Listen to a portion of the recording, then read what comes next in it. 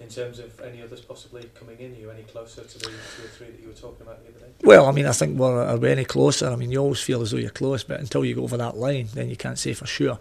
I wouldn't think there'll be anything processed in time for to be available for the Liverpool game. But I would hope, as I've said, by the close of the window next week, that we do have 2 or 3 to add to the group that we already have. And no further outgoings at the moment?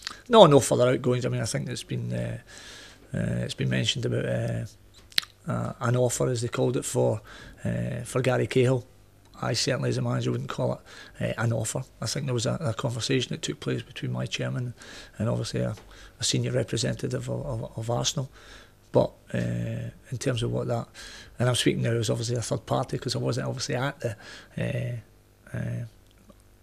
the meeting or the chat when it took place, but it was certainly nowhere near our valuation as a football club of Gary Cahill. I had a chat with Gary prior to the Macclesfield game to explain exactly what had taken place. I think Gary's representatives had been made aware that there was a so-called offer. Given the amount that was talked about, I don't call that an offer. I'm making an offer for somebody, I put it in writing, and then you know exactly where you are with it. But it's fair to say that the dialogue that took place, it was nowhere near what the football club would even consider for Gary Cahill leaving the Bolton Wanderers. And what I've said to Gary, and he knows this, I mean, I'm very respectful of Gary's wishes in this as well, that I totally understand that he wants to play at the highest level, and Arsenal are an elite club. I mean, a club that I probably think Gary Cahill would probably slot into with tremendous style, because he's such an accomplished player and capable, more than capable of playing in a team of that stature. But it has to be done at the right business for Bolton Wanderers Football Club.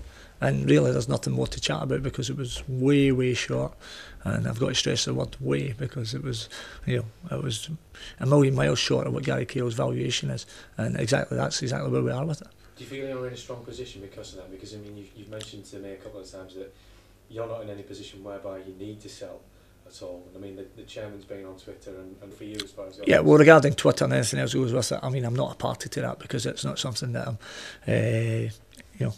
I take any notice of, if truth be told. Regarding whether it's a strong position or not a strong position, it's not really down to that. The bottom line is the football club evaluation of Gary Cahill. Gary knows, roughly whereabout that is. And if somebody gets close to that, then, as I've said before, I'll let Gary know that, and we'll look to do the best by Bolton Wanderers and Gary Cahill, and that's important. And if it's not, then really there's nothing to chat about. I broached the subject this morning because I was asked about it incessantly, as I am, and I want to be very clear and let everybody know exactly that's where we are. If, like any footballer, somebody gets to their valuation, then there might be business to be done. You've seen it this summer, it's happened with Arsenal, with Cesc Fábregas and Nasri and everything else. Ultimately, football clubs got to their valuation, except that probably Arsenal didn't want to lose them. And I'm probably in the exact same situation here. I would never ever want to lose Gary Cahill, but I'd be very understanding and respectful of the player's position in it. But equally, whoever it is that's out there, whether it be Arsenal or one of the other elite clubs, it has to be the right business for Bolton Wanderers Football Club. Otherwise, there's nothing to chat about.